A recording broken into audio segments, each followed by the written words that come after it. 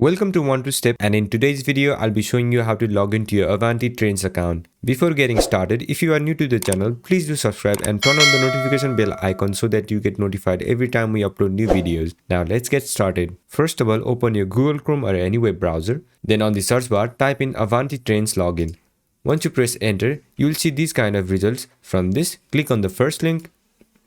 Then it will take you to this page. On this page, you'll have to provide your email address and your password. And if you are new to Avanti, you can click on this link to create a new account. And if you don't remember your password, you can click on this link to recover it.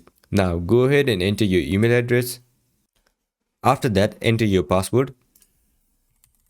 And if you want to save your login info, you can click on this checkbox and it will save your login credentials when you log in next time. Once everything is set, make sure you have entered your correct credentials and then click on the login button. Once you click on it, you'll be logged into your account. That's it for this video. I hope this video was helpful, and if it was, don't forget to leave a like, comment and subscribe, and turn on the notification bell icon so that you get notified every time we upload new videos. And I will catch you on the next one.